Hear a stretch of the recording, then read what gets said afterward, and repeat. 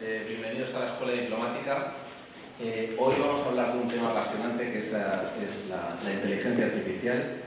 El título es La inteligencia artificial en un mundo en cambio. Aquí solemos hablar de relaciones internacionales, pero un tema científico como la inteligencia artificial también es parte de ese mundo internacional, porque, bueno, ya lo dirán nuestros expertos, pero la inteligencia artificial ha venido para quedarse y lo abarca cada vez más ámbitos de nuestra vida. Tenemos aquí lo primero quiero agradecer a Adrián Escribano, que no sé si está por aquí, que es el que nos ha dado, está aquí, la idea, el que ha parido esta conferencia. Gracias, Adrián. Y voy sin más a presentar a nuestros ponentes de hoy. Tenemos a Raquel Poncela, que es directora de Servicios Digitales e Innovación en la Fábrica Nacional de Moneda y Timbre. Ella lo explicará, pero es el instituto que se ocupa de promover la seguridad digital en la mayoría de las administraciones públicas españolas. Es ingeniera en informática por la Universidad de Málaga, miembro del Cuerpo Superior de Sistemas y Tecnologías de la Información, número 1 en su promoción. Ha hecho programa de liderazgo en el IES y tiene más de 25 años de experiencia profesional. Ha trabajado en distintos ministerios como en la Hacienda, Economía, Justicia y Sanidad, y ahora ha recabado en la Fábrica Nacional de Moneda y Timbre. Aprovecho para saludar a mi mujer que acaba de entrar. Y nuestro segundo ponente, Carlos Sierra, es el profesor, investigador y director del Instituto de Investigación en Inteligencia Artificial del Consejo Superior de Investigaciones Científicas, del CSIC, con sede en Barcelona. Es también profesor adjunto de la Western Sydney University en Australia y recientemente ha recibido el Premio de Investigación de Agentes Autónomos ACM y es presidente de, supongo que se pronuncia así, Your AI, que es la Asociación Europea de Inteligencia Artificial. Pues sin más, dejo la palabra a Raquel. Buenas tardes a todos. Es un placer estar aquí en la Escuela Diplomática. Tenéis un entorno maravilloso y ojalá todos los ministerios tuviéramos un edificio tan bonito como el que tenéis aquí. La verdad que, como dice Ricardo, el tema de esta tarde es apasionante, la inteligencia artificial. Y aunque es un tema muy amplio, porque el título que nos ha puesto Ricardo, como habéis podido observar, es pequeño, ¿no? Inteligencia artificial en un mundo en cambio. Podríamos estar aquí hablando durante semanas. Pero a mí me gustaría que llevarais de aquí dos ideas. La primera es que esto no va de tecnología. La inteligencia artificial es algo que está transformando nuestro mundo y lo está transformando a pasos agigantados. Y la segunda idea que quiero que os llevéis es que esta transformación que se va a producir no es el futuro, está aquí ya, es el presente. Mirad, la semana pasada yo estuve en el colegio de mis hijos. De vez en cuando hacen una open class donde podemos ir los padres a ver el trabajo que están haciendo. Y estaban haciendo una open class sobre Japón. Habían hecho comida de plastilina tipo sushi, habían hecho kimonos, origamis, el nombre en japonés, distintos trabajos. Y uno de los trabajos que habían hecho había sido, no sé si tenemos cargada la presentación.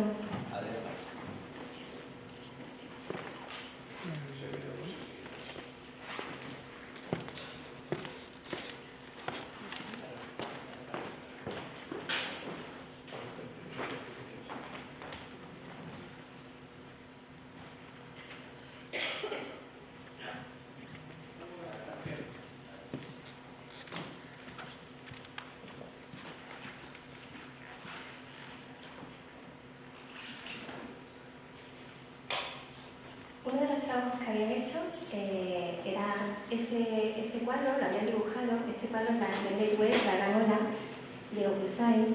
Y mientras sentaba yo por aquella pared buscando el dibujo que había hecho mi hija, la sensación lo que pensé fue que así es como me siento yo cuando pienso en la inteligencia artificial. Es un tsunami. O sea, cuando ves un tsunami, me imagino que las personas que estuvieron en Bali en aquel momento con aquel tsunami vieron aparecer una ola al fondo. Al principio te muestras incrédulo, luego ves que la ola es real y luego ves que no vas a poder escapar porque va a llegar hacia ti. Pues eso es lo que está ocurriendo con la inteligencia artificial.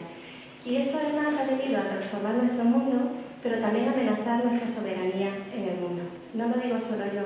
Hace 4 años, Emmanuel Macron, en discurso militar. De hecho, era curioso que un presidente francés estuviera en la Condé, y hablando de las amenazas que ya estaban ocurriendo en el mundo, que ya eran una realidad porque se habían producido en los últimos 5 años, mencionaba a las nuevas tecnologías como unas infraestructuras estratégicas, no solo desde el punto de vista comercial, como para poder tener una hegemonía comercial, como puede ser la visión americana, sino desde el punto de vista de la defensa del país. Y dentro de las tecnologías mencionaba la inteligencia artificial y también las tecnologías cuánticas, que probablemente no sea un tsunami, pero sí que va a ser probablemente la siguiente ola, y dentro de unos cuantos años empezaremos a escuchar hablar de ellas. Esta visión de la tecnología y la inteligencia artificial como amenaza de nuestra estrategia, ya lo ha comentado también la semana pasada, hace un par de semanas fue el Mobile World Congress en Barcelona, y el ministro de Transformación Digital y Función Pública, José Luis Escrivá, hablaba de que cada vez más los países se están dando cuenta de la importancia que tiene atender a esas tecnologías porque amenazan la soberanía de nuestros países. ¿Qué está haciendo la Unión Europea? La Unión Europea ha dicho, bueno, vale, acepto el pulpo y hemos perdido la hegemonía, la soberanía digital, pero no me voy a rendir y vamos a intentar recuperarla. Y ha sembrado, digamos, 3 aspectos que, aunque parezca mentira, están todos muy ligados a la inteligencia artificial. El primero es el tema de la fabricación de los chips. Sabéis que los chips casi todos se fabrican en China y en Taiwán, y de hecho nosotros, por ejemplo, en la Fábrica Nacional de Moneda y Timbre, que hacemos todos los documentos de identidad para policía, DNI, pasaportes, pasaportes consulares, documentos de tráfico, durante la pandemia teníamos un riesgo manifiesto en la posibilidad de tener rotura de stock de los chips para meter en el DNI de las personas. Claro, si los chips los vendiera el Corte Inglés, pues yo le diría, Corte Inglés, yo soy el Ministerio del Interior, dame chips, y entonces el Corte Inglés, pues digo yo que me daría prioridad. Pero si estás en un mercado internacional y estás llamando a Nvidia, que es una empresa taiwanesa, y le estás diciendo, dame chips, y estás compitiendo con los fabricantes de automóviles, con los fabricantes de electrodomésticos, con el gobierno americano, y llegas y le dices, dame chips, pues eres un granito de arena en ese mundo globalizado, y no tenemos ninguna capacidad estratégica para conseguir, para temas que sean importantes, o de defensa, o de estrategia nacional.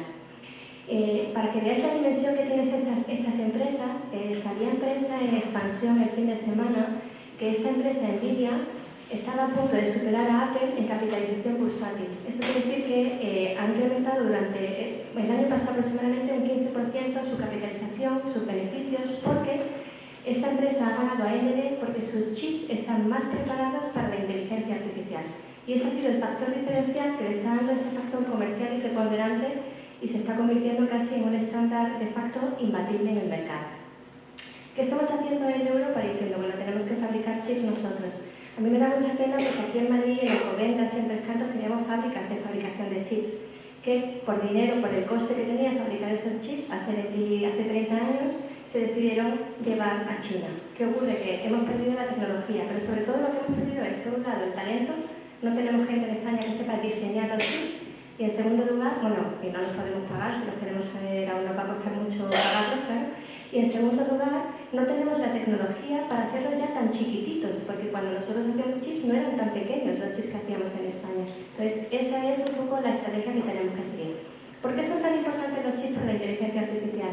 Porque la inteligencia artificial funciona gracias a los servicios en la nube. Y en la nube tampoco tenemos soberanía digital. ¿Por qué? Porque la hegemonía que tiene ahora en el mundo la tienen Amazon con Amazon Web Service, Microsoft con Azure o Google con Google Cloud. Pero nosotros no tenemos ninguna nube. Es verdad que desde la Unión Europea hemos dicho, señores, tenéis que poner vuestros centros de proceso de datos en territorio de la Unión Europea para tener por lo menos la protección de datos, ¿vale? Que estén dentro del reglamento de protección de datos europeos, pero nosotros no tenemos ninguna tecnología de nube. Desde la fábrica lo que estamos intentando es poner en marcha, y hemos hecho alguna prueba, para poner en marcha nubes soberanas, en el cual una empresa o una institución europea puede poner sus datos en la nube, se cifran con un tercero de confianza, con un certificado, en este caso la fábrica, de tal manera que si un empleado de Google o de Amazon o de Microsoft quiere acceder a esos datos, tenga que pedir permiso al dueño de los datos. Y de alguna manera, aunque no tengamos la soberanía de la tecnología, al menos sí tengamos la soberanía de esos datos y pueden estar un poco más securizados. Entonces, todo esto va muy ligado con la última falta de soberanía, que es la inteligencia artificial. Nosotros no tenemos modelos generativos de inteligencia artificial, o los que tenemos no son tan buenos o tan extendidos como los que tienen otros países, sobre todo Estados Unidos y Rusia. Entonces, ahí el otro día también anunció el ministro de Transformación Digital y de la Función Pública que se va a crear conjuntamente con el Centro de Supercomputación de Barcelona un modelo, un sistema para que tenga inteligencia artificial generativa basado en el español. Entonces, todo esto va muy relacionado y es algo en lo que en los próximos años desde Europa vamos a tener que prestar especial atención. Algunas breves ideas sobre inteligencia artificial, comentábamos antes en el café, me decía también María, dice, me quedo más tranquila sabiendo que la inteligencia artificial no es nuevo, ¿no? Y yo siempre cuento, yo empecé ingeniería informática en el año 1992, ya que soy muy antigua, ¿no? Ya tengo muchas canas. Y en el 92 yo tenía asignaturas de inteligencia artificial y de redes neuronales. Pues yo recuerdo programar una red neuronal y sin decirle el resultado que aprendiera y me diera conclusiones que yo no le había metido al programa, ¿no? Eso que era una cosa muy básica hace mucho tiempo. Pero ¿qué ocurre? ¿Cuál ha sido el factor diferencial y por qué estamos hoy aquí hablando de la inteligencia artificial? Porque hay un proceso que se ha producido que es el de la consumerización y democratización. Quiere decir que ahora es tan barato acceder a servicios de inteligencia artificial y tan fácil acceder a ellos que cualquiera desde su casa, si tiene una buena idea disruptiva, puede desarrollar un programa basado en un algoritmo de inteligencia artificial, ponerlo a la nube y si tiene éxito empezar a escalar y ese servicio expandirlo por todo el mundo con una inversión económica muy pequeña. A lo mejor hace 10 años hubiera tenido que gastar un montón de miles y millones de euros. A día de hoy no hace falta eso. Con lo cual, esto está haciendo que crezcan exponencialmente el número de servicios basados en inteligencia artificial. Yo no sé si vosotros sois conscientes, pero es un tsunami de noticias lo que tenemos de novedades. Cada día te levantas con una portada, una noticia en portada de periódicos de algún nuevo de inteligencia artificial. Yo la primera vez decía como, no puede ser, la fase de negación, o sea, esto va muy rápido, ¿no? Y está siendo un tsunami de avances que cada vez va a ir más rápido. Esto también es en parte porque esos chips de los que hablaba antes cumplen la ley de Moore. Esto no es en realidad una ley, pero hace 20 años hubo un señor que dijo que la capacidad de procesamiento de nuestros chips se duplicaba cada año, o sea que cada año con el mismo dinero podías tener el doble de procesamiento. Y a día de hoy se sigue cumpliendo. Con lo cual, de aquí a los próximos 10 años, la capacidad que vamos a tener va a ser ingente.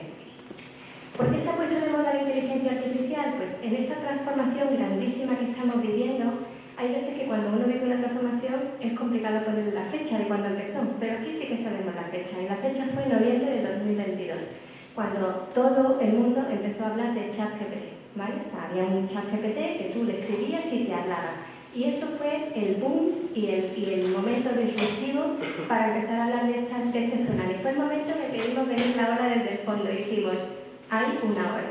Ahora no sé qué va a pasar con esa ola, pero la ola la tenemos allí y viene ya hacia nosotros. Pero la inteligencia artificial es mucho más que la inteligencia artificial generativa. Y vamos a hablar ahora de unos cuantos tipos de inteligencia artificial, sobre todo los que se utilizan o los que más se están utilizando en las administraciones públicas, en los ministerios, en las comunidades autónomas y también en exteriores. No os voy a contar esto, no os asustéis, solamente quiero que veáis que tipos de inteligencia artificial, modelos, sistemas, posibilidades, hay muchísimos. Esto es un esquema que hicimos en fábrica, si lo publicáis, por favor, ponedle la M coronada con el copyright, pero para que veáis hay sistemas expertos, toma de decisiones, procesamiento de lenguaje natural, hay un montón de sistemas y paradigmas que podemos utilizar solos o combinados para ofrecer distintos servicios. ¿Con ellos qué hacemos? Bueno, hemos intentado agruparlo aquí para, de alguna manera, ponerlo y compartir con vosotros en 5 grupos más importantes en lo que se refiere a las administraciones públicas. En primer lugar, inteligencia artificial generativa, ese ChatGPT, ¿no? Esa inteligencia que es capaz de generar vídeos, imágenes, conversaciones.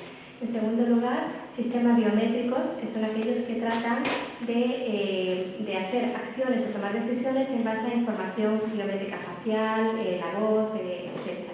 Sistemas autónomos, que son los que pueden trabajar en el mundo real por sí solos. Robotización en cuanto a la capacidad de automatizar procesos. Y procesamiento del lenguaje natural en esa capacidad de traducir del lenguaje natural a información estructurada. Vamos a ver algunos ejemplos de cada uno de ellos para que os lo llevéis a casa. Inteligencia artificial generativa. Bueno, este es el famoso, este es el que mola contar y por eso le he puesto el primero, ¿vale? Porque es el más divertido. Yo he hecho un juego que digo, bueno, aquí como una imagen vale más que 1000 palabras, lo que hice fue pedirle a Copilot, no sé, voy a leer la frase entera, dame una imagen de un auditorio de diplomáticos sentados junto a robots, ¿no? Y entonces Le di al botón, tardó unos segunditos y me sacó 4 imágenes, que son estas de aquí.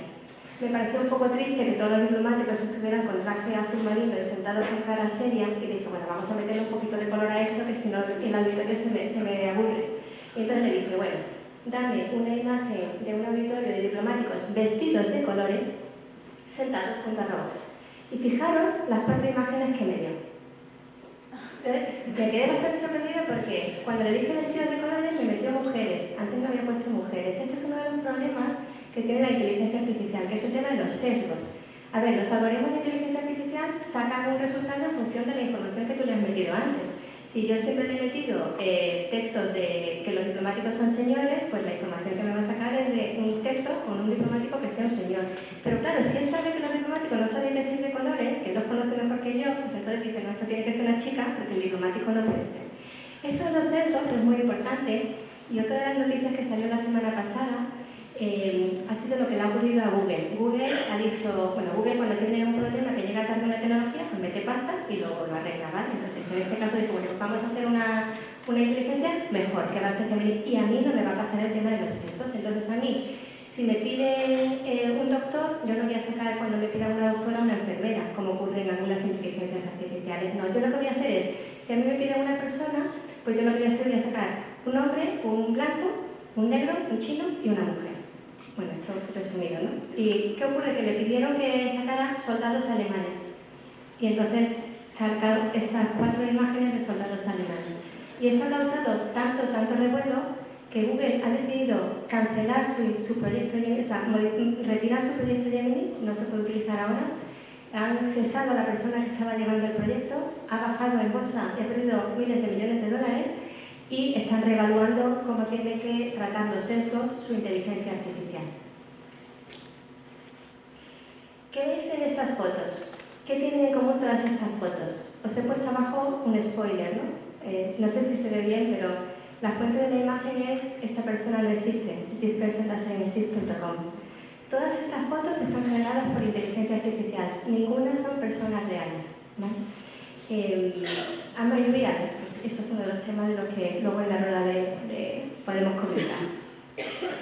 Y el otro día, ya para terminar la inteligencia artificial generativa, para que veáis cómo va a cambiar nuestra vida, yo estaba en casa, a mí me gusta mucho contar los ejemplos de la vida real. Yo estaba en casa y me dijo, mami, mira lo que me ha salido. Yo voy para allá y me dice, mira, mami, tengo que hacer esta multiplicación, ahí yo les pongo los deberes en Teams, cosa con la que yo no estoy nada de acuerdo, porque yo creo que los tendrían que hacer en papel, pero bueno, se los ponen en Teams y tenía abierto el PDF para hacer la multiplicación. Entonces dice, mira mami, le he dado aquí era el Copilot, le he dado aquí y le he dicho, dame la multiplicación. He dicho, hola, soy un niño de primaria, ¿cuál es la multiplicación? Y Copilot me ha dado el resultado, que son 7.520. Pero mi hijo, que es bastante listo y vago, porque si no lo estaría dándole aquí a que se lo hiciera, lo que hace es decirle, no, esto no te vale, porque esto a mi profe no le va a servir. Y entonces le pregunta, no, dame la multiplicación larga.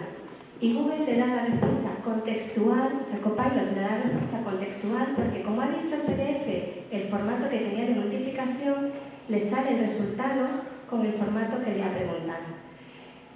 Esa es una manera en la que la inteligencia artificial la vamos a integrar en nuestro día a día de trabajo. O sea, eso que a un niño de 10 años ya lo hace de manera natural y que nosotros, o por lo menos yo, todavía no estoy preparada para hacerlo de manera natural, es algo que tendremos que ir integrando. Porque tenemos que ser una herramienta para que nos ayude, ¿no? De hecho, mi primera reacción fue, esto no lo vuelvas a usar más, como buena madre, y luego dije, no, esto no puede ser, o sea, la vida su vida va a ser vida con inteligencia artificial y con este tipo de herramientas. Entonces dije, bueno, hazlo en papel, luego si quieres lo compruebas, pero un poco haciendo el papel que me tocaba hacer, ¿no?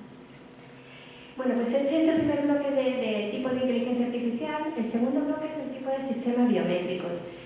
Bueno, supongo que muchos, además vosotros que sois viajeros del cuerpo diplomático, habréis pasado por algún control de aeropuerto y si ponéis el pasaporte electrónico. Yo la semana pasada estuve en Londres en una charla precisamente del gobierno británico hablando de la estrategia suya de inteligencia artificial. Tienen una estrategia nacional de inteligencia artificial y al pasar por el aeropuerto puedes poner el DNI o puedes poner el pasaporte, a la ida pruebe con una vuelta con vuelta y luego te escanea la cara, coge tu imagen y tal. Ese mismo servicio nosotros lo tenemos ya puesto en marcha desde junio del año pasado. Cuando yo llegué a fábrica, la principal queja que teníamos de los usuarios era que para obtener un certificado electrónico tenían que ir a acreditar su identidad a una ventanilla física con un funcionario delante. Y no tenían cita. La cita para obtener esa acreditación a veces tardaba 2 o 3 meses. Algunos sonreís como que lo habéis sufrido, ¿no? El no conseguir cita previa. Entonces dijimos, bueno, pues esto lo tenemos que solucionar. ¿Qué hemos hecho? Hemos puesto un sistema biométrico en el que tú a través de tu móvil puedes solicitarlo. Lo que hacemos es pedimos que enseñes el documento de identidad, comprobamos que ese documento no es una falsificación, cogemos la foto de ahí y leemos los datos, luego le hacemos un selfie a la persona y comprobamos que la cara de la persona es la misma que la cara del documento de identidad que ha enseñado. Luego le pedimos una prueba de vida, que diga su nombre y apellido para ver que no es una muñeca hinchable o un cartón, una fotocopia. Y luego lo que hacemos es grabamos un vídeo de la persona diciendo su nombre. Y con todo eso tenemos luego un score, un ranking que te dice pues al 99% estás vivo o al 89% tu foto es la misma que la del carnet. Y gracias a eso podemos emitir un certificado electrónico evitando que la persona tenga que ir a una oficina y tardando 2 o 3 meses, porque aquí en 48 horas ya lo valida un verificador por normativa y ya lo emite.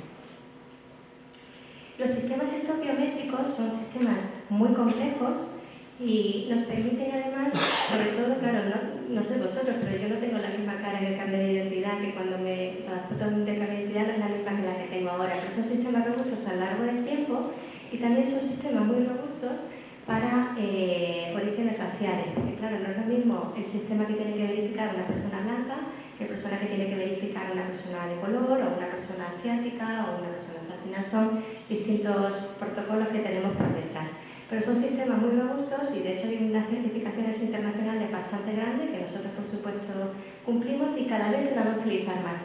Esto también se está utilizando con la voz. Yo por ejemplo tenía antes el seguro de hogar con Santa Lucía y me dijeron una vez que llamé para dar un parte, me dijeron, ¿quiere usted grabar una locución? Te grabé varias veces en Santa Lucía y mi voz es mi contraseña. Y cada vez que yo quería dar un parte nuevo, en vez de decir el usuario, contraseña, decir mi datos, yo llamaba, decía mi voz y tal. Hay un caso de uso que a mí me parece espectacular, que es la fe de vida. Tenéis gente repartida por todo el mundo que obligáis a ir presencialmente al consulado. Claro, el que vive en la esquina, muy bien, pero el que vive a 400 kilómetros, tener que ir al consulado a decir que sigue vivo, que es una persona jubilada, que es mayor, pues hombre, es un inconveniente para esa persona. Hay sistemas que, o bien con la cara o bien con la voz, ya esa persona podría llamar, grabar solo, o sea, la primera vez a lo mejor ir y a partir de ese momento ya te pueda dar la fe de vida a distancia, ¿no? Porque hay sistemas que ya, eso ya se está utilizando con muchísimas garantías. O sea, ya no es un sistema, si sirve para pasar una frontera, sirve para comprobar que una persona está viva. O sea, que las utilizaciones, los casos de uso que hay en las administraciones son múltiples.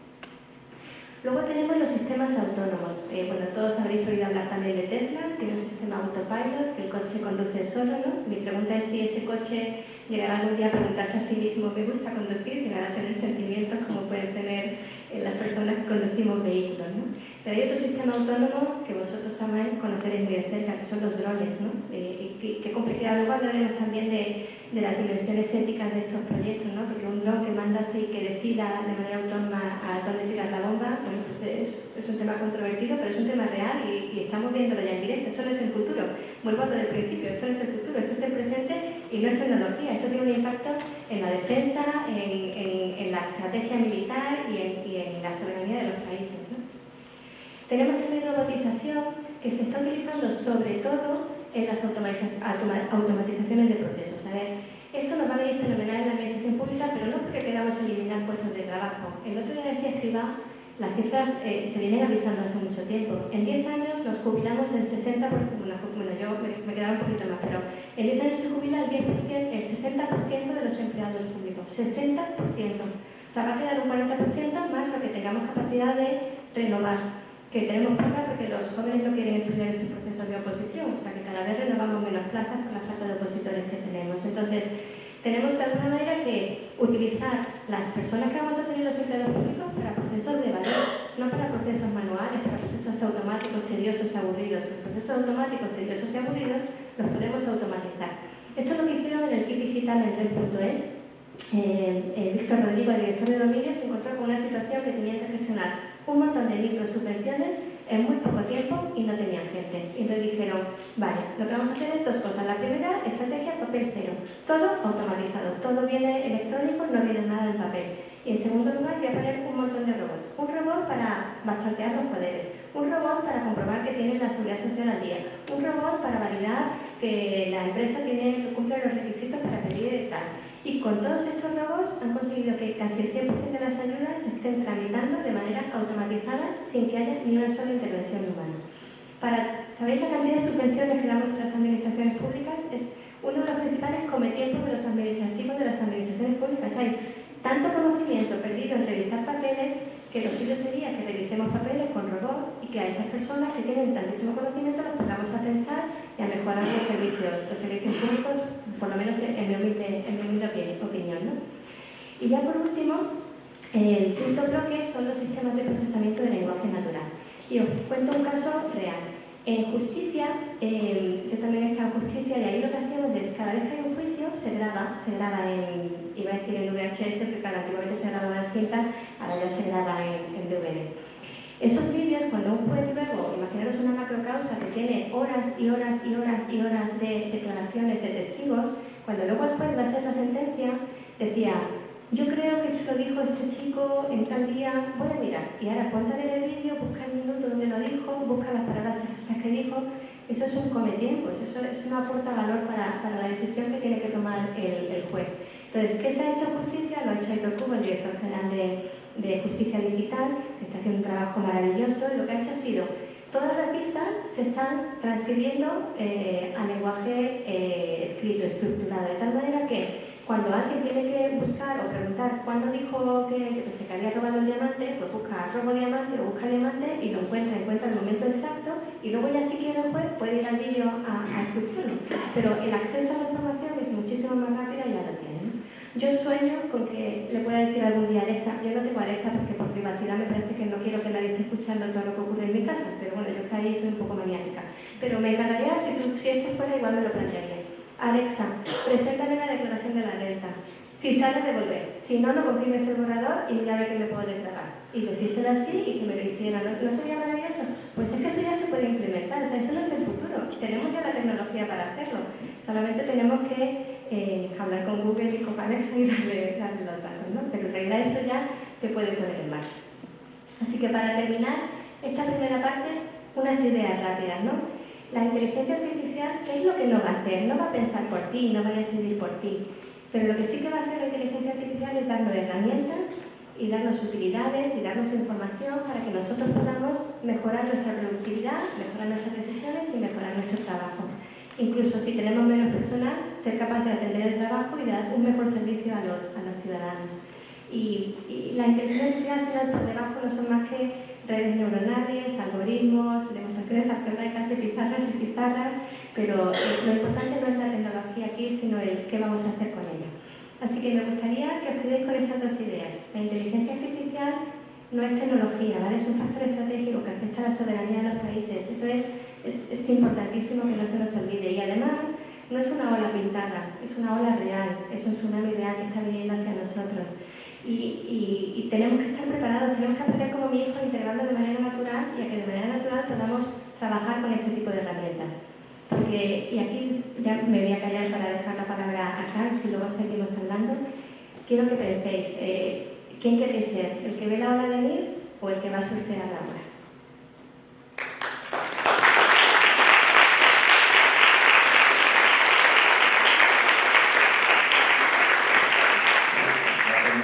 Sí, nos surgen muchas preguntas, pero primero que hable Carles y después ya hablaremos las preguntas.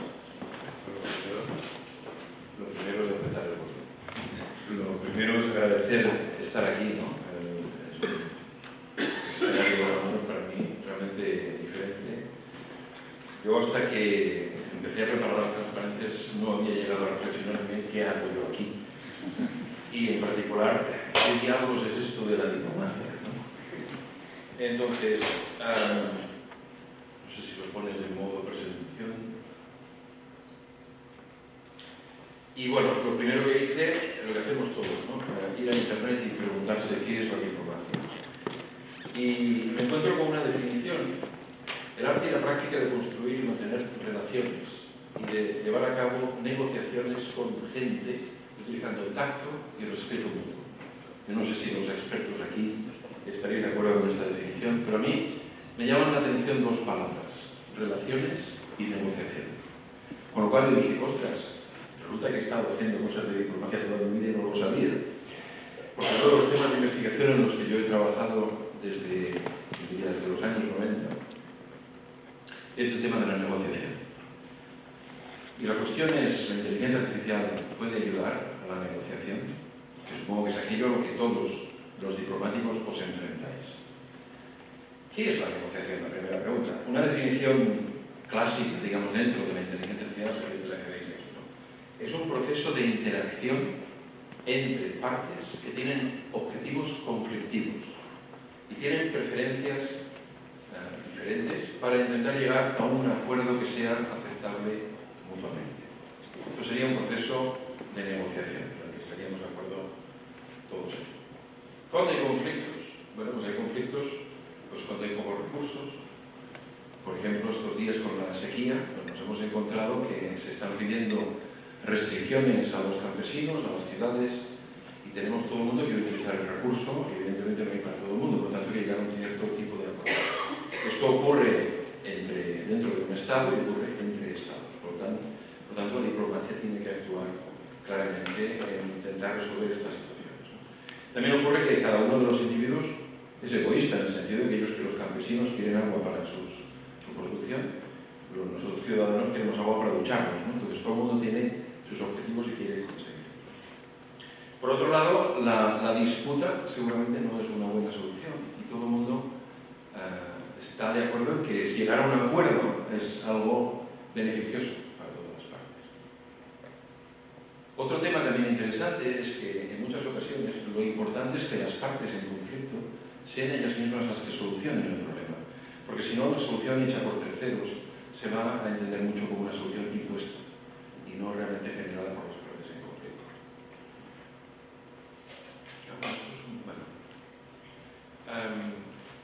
¿Qué es la negociación automatizada? La negociación automatizada, espero que te contara la última ocasión, pero ahora estoy dudando. La negociación automatizada es una negociación que la llevan a cabo sistemas, agentes, software, inteligencias artificiales. ¿De acuerdo? Estas inteligencias artificiales que ayudan en los procesos de negociación tienen una serie de requerimientos importantes. Tenemos que hacer, lo primero es que sean computacionalmente razonables. Si estamos en un proceso de negociación que puede tener 10 a la 50 soluciones posibles, la inteligencia artificial va a tener muchas dificultades en encontrar una que sea buena para todas las partes. Por tanto, hay que buscar mecanismos de negociación que permitan explorar espacios de posibles soluciones muy grandes de manera razonable.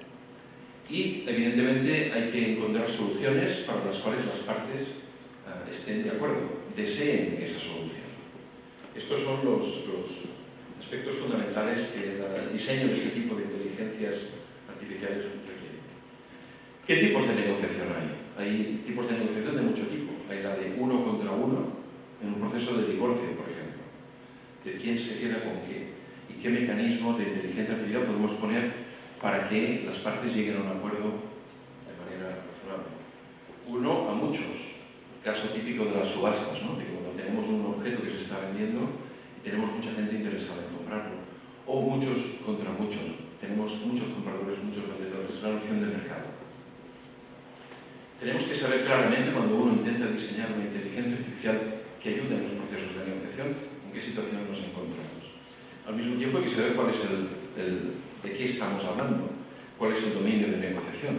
Cuando los israelíes negocian con los palestinos, negociaban, efectivamente, no parece que estén por la labor, ¿no? Pues tenían el tema de los presos, el tema de la capitalidad de Jerusalén, tenían el tema de los colonos, había toda una serie de temas que representaban el dominio en el cual había que encontrar una solución. Un protocolo de negociación también, para que estos sistemas autónomos sean capaces de entenderse entre ellos. Un protocolo que quiere decir, cuando alguien hace una oferta, tiene que esperar a que la otra parte acepte, rechace o haga otra contraoferta. ¿Cuál es el juego de interacciones que tienen que tener las partes? ¿Hay un punto final? ¿Hay que acabar la negociación antes del domingo a las 5 de la tarde? Como ocurre muchas veces en las negociaciones de carácter diplomático. El protocolo protocolo es fundamental para que los sistemas inteligentes sepan cómo actuar. Y finalmente, un conjunto de estrategias. Las partes que intervienen tienen que definir, cada una de ellas, cómo va, qué van a decidir, qué van a actuar, qué oferta van a enviar en qué momento, por tanto, una estrategia de negociación. Al mismo tiempo, la estructura del proceso de negociación, yo no sé si esto lo enseñan en la escuela diplomática, me imaginaría que sí, ¿no? Que debería haber alguna asignatura sobre este tema. Primero, reconocer que haya un conflicto antes de empezar a actuar, ¿no? Ver quiénes son los participantes en el proceso de negociación, quién tiene que participar. El siguiente paso es analizar la información privada, es decir, qué es lo que yo sé sobre el problema, cuál es la información relevante a este conflicto que tenemos, qué es lo que va a hacer el oponente y cómo podemos hacer un modelo de aquello que el oponente pensamos que puede hacer. En la inteligencia artificial muchas veces esto se llama theory of mind, teoría de la mente, ¿no? Saber qué es lo que va a hacer el oponente en cada caso. Seleccionar el protocolo. ¿Cuál es el protocolo que nos conviene más para llegar a una solución? Seleccionar cuál es la estrategia que vamos a seguir. Que esto implica saber cuáles son nuestros objetivos y saber qué hacer en cada situación. Todo esto hay que hacerlo antes de empezar a negociar. Tenemos que tener la maleta del negociador, tiene que llevar todo esto. Y cuando construimos un sistema de inteligencia artificial, hay que darle esta maleta llena de cosas para que pueda trabajar. En ese momento empieza la negociación propiamente dicha, que es el intercambio de ofertas y contraofertas. Muchas veces con elementos argumentativos, es decir, hago una oferta y esta es la razón por la cual la hago. O estoy en contra de esta oferta que me haces tú por este motivo. Es un proceso normalmente de argumentación. Al mismo tiempo hay un proceso de aprendizaje.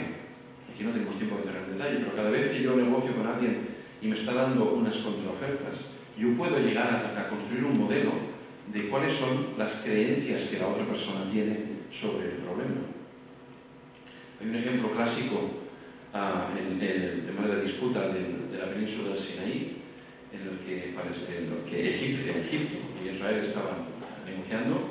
Israel había ocupado la península del Sinaí y no llegaban a ninguna solución, hasta que alguien encontró, indagando en el detalle, cuáles eran los verdaderos motivos de las dos partes. Y esto se aprendió a partir de conversaciones. Seguridad para Israel, soberanía para Egipto. En el momento en el que eso queda claro, se propone una solución, se plantea una solución, que es que Israel se retira y devuelve el territorio a Egipto, pero Egipto se compromete a no ocupar militarmente una franja suficientemente amplia del sector del Sinaí. Y esto es lo que desbloquea la situación. Por tanto, el aprendizaje a partir de la interacción, de obtener información nueva de lo que las partes tienen, es un elemento clave en los de negociación automática. La selección de estrategias de manera dinámica, cómo adaptamos la estrategia en función de cómo vemos las reacciones de los oponentes, qué hacemos cuando se llega a un impasse, cuando las dos partes dicen por Jerusalén no pasamos, es decir, Jerusalén tiene que ser la capital de los dos estados, y al final dices, bueno, pues vamos a sacar Jerusalén de la discusión porque si no, no vamos a avanzar, ¿no? ¿Qué hacemos en situaciones de impasse? ¿O qué hacemos en situaciones de renegociación? Una negociación que habíamos llegado a un acuerdo, se rompe ese acuerdo, ¿cómo renegociamos? Todas estas fases en la estructura de negociación hay elementos, bueno, voy a parar, mis 10 minutos se han acabado, pero puedo seguir un poco más, ¿no? Todos estos elementos son susceptibles de utilizar técnicas de inteligencia artificial. Voy a saltarme un poco algunos elementos, ¿no? Pero hay toda una tendencia a utilizar en inteligencia artificial tecnología que viene de la teoría de juegos, que viene influida por los modelos económicos, ¿vale? Y esto implica una eficiencia económica, buscar soluciones óptimas, no dejar dinero en la mesa, es decir, que si encontramos una solución que tiene soluciones diferentes que son mejores para las dos partes, hay que ir a buscar esas. Tenemos que encontrar soluciones que sean pareto eficientes, en el sentido de que para mejorar a una parte tenemos que empeorar a la otra, ¿vale? Eso no nos dice cuál hay que elegir, pero como mínimo sí que sabemos que tiene que ser de ese tipo. Racionalidad individual, es decir, tenemos que encontrar soluciones para las que la gente prefiera esa solución a no negociar, a quedarse sin ningún acuerdo. Por lo tanto, este es otro elemento fundamental en la negociación automática, ¿no? La simplicidad, comentaba antes, ¿no? Que sea muy rápido encontrar, digamos, una solución, que las estrategias no necesiten un centro de supercomputación para encontrar una propuesta, una solución al problema. Que sea distribuida en el sentido de que sean las partes las que participen, sin necesidad de terceros. Una solución justa, con muchas definiciones podemos hablar de justicia luego, ¿no? Es decir, una solución que sea realmente no perniciosa para una de las partes, sino que las dos concedan para llegar a una cosa que sea aceptable, ¿no? Que llegue a tiempo la solución y por tanto la rapidez es importante, ¿no? Cuando negociaron los vietnamitas con los americanos en París, lo primero que hicieron los vietnamitas fue alquilar un palacio en París por 2 años. Esto puso nerviosísimos a los americanos, ¿no? En el sentido de jugar con el tiempo para, digamos, determinar cuándo va a ser el momento en el que lleguemos a un acuerdo. Por tanto, el tiempo es un factor fundamental que las inteligencias artificiales tienen que tener en cuenta. Y que el acuerdo sea único, que no tengamos una multitud de acuerdos, eso es ideal. Si tenemos una multitud de acuerdos posibles, aceptables todos ellos, va a ser muy difícil determinar cuál de ellos vamos a ver. ¿Tiene ventajas la negociación automática respecto a la negociación entre humanos? Hay ventajas. Muchas veces puede explorar soluciones que a los humanos no se les ocurren. Por lo tanto, podemos tener soluciones mejores. Podríamos dar ejemplos de esto. Costos más reducidos. No quiero ir contra vuestro oficio, pero los diplomáticos son caros. Entonces, a lo mejor, tener, digamos, soluciones automáticas pues reduce costos, ¿no? Eliminar elementos culturales. A lo mejor hay gente que se avergüenza en regatear, pero si el regateo lo hace un sistema automático, pues que regatee el sistema automático. Que negocien el precio de mis billetes de avión con las compañías aéreas. Yo no lo voy a hacer, pero haga el sistema. Por lo tanto, hay ventajas en automatizar esto. Hay desventajas. No voy a entrar en muchos detalles, pero os apunto a la última. Poner gente en el paro, ¿no? Vamos a necesitar menos diplomáticos.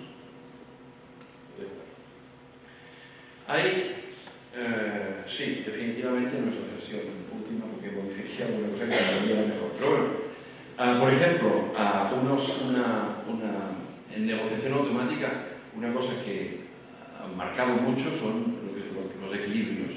Los equilibrios quiere decir estrategias de las que estamos aplicando, de las que nadie unilateralmente quiere separarse. Esa jerga matemática de ahí quiere decir eso.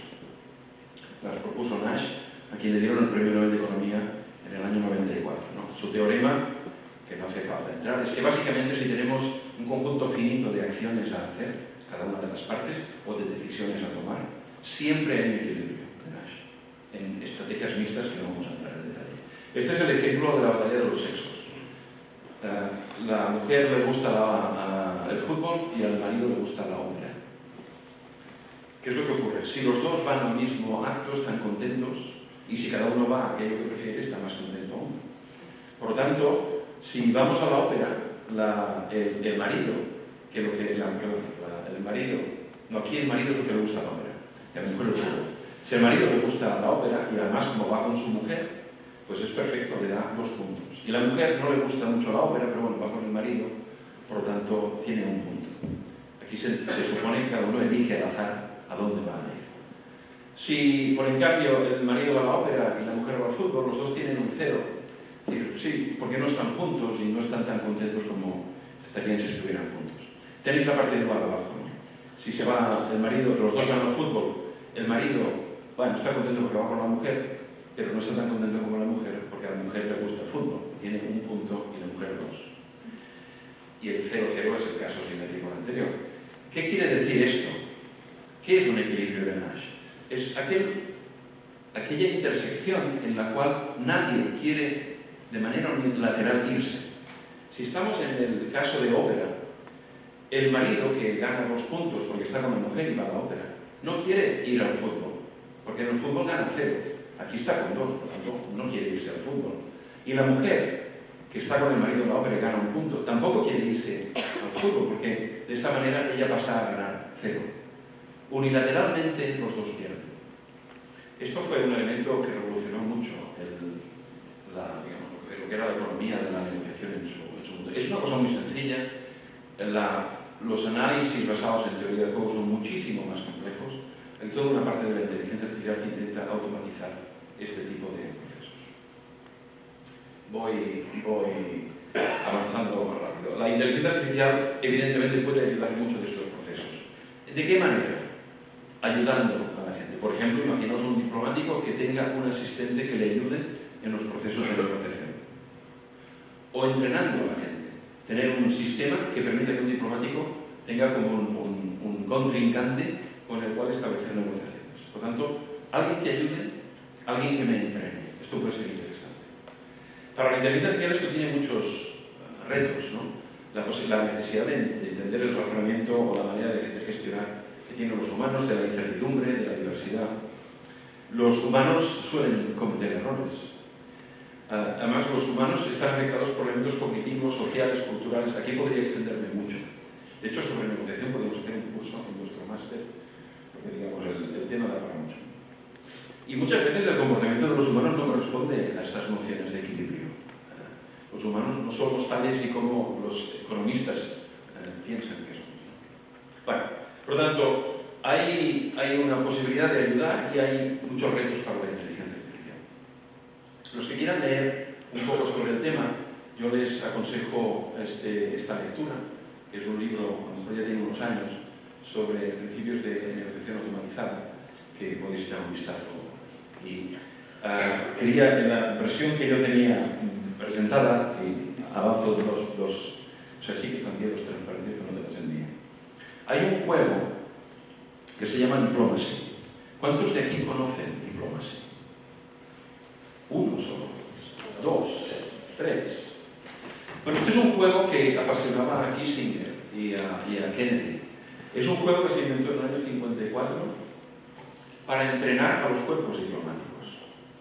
Es un juego en el que hay un mapa de Europa, hay 7 potencias y básicamente la manera de ganar, no hay dados, la manera de ganar es negociando con los otros jugadores. Es un juego en el que necesitas colaborar para vencer. Si yo ataco de un territorio a otro y el otro territorio se defiende, nadie gana. Pero si me apoya a otro territorio que también tiene frontera, podemos desplazar a esa unidad.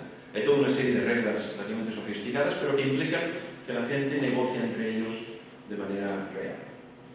Bueno, este sistema ha habido gente de inteligencia artificial que ha trabajado sobre él y que ha conseguido tener resultados muy interesantes. Mi instituto trabajó en él, creó un sistema que se llamaba DeepGame y creamos algoritmos para trabajar con este sistema. DeepMind se metió en el tema de diplomacia hace unos años y empezó a generar unos agentes que empezaban a jugar muy bien. Pero eran agentes que eran no-press, en los cuales esta negociación entre humanos de hecho no existía, solo existía la parte estratégica. Y recientemente Meta ha publicado en Science, esto fue en noviembre del 2022, un sistema para jugar a diplomacy que es capaz de ganar a los humanos. Y es un sistema que mezcla sistemas Large Language Models, tipo ChatGPT, con módulos estratégicos. Se utiliza una parte del lenguaje para realizar, aquí sí de verdad, el diálogo entre un humano y, hoy, entre un humano y el sistema, en inglés, bueno, en el idioma que sea, porque los sistemas traducen. Y por otro lado tiene un componente estratégico que ChatGPT, por ejemplo, no tiene. Esta combinación ha hecho que este sistema, por primera vez en el mundo del diplomacy, pues, sea capaz de vencer a los humanos. Por lo tanto, los chatbots en el mundo de la diplomacia están cada vez más cerca y yo creo que en pocos años los que estáis estudiando para este tipo de empresa, ¿no? de trabajo, vais a necesitar estos asistentes, vais a tener estos sistemas de entrenamiento en las fases de formación. Por tanto, yo os animo a que mantengáis un ojo avizor a cuáles son los desarrollos en inteligencia artificial aplicados a la diplomacia. Serán muchos.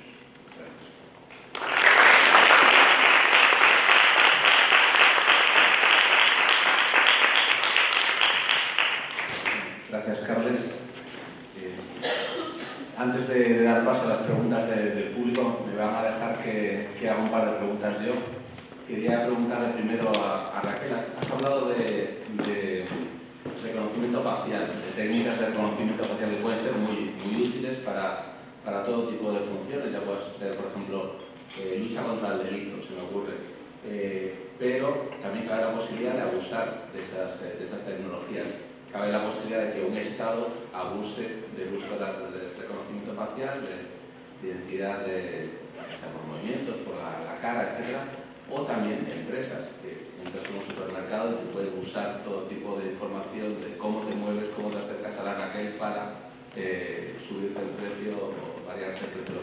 Entonces, lo que quería preguntarte concretamente es que esta semana la Unión Europea creo que ha hablado ha lanzado el primer borrador de ley de inteligencia artificial.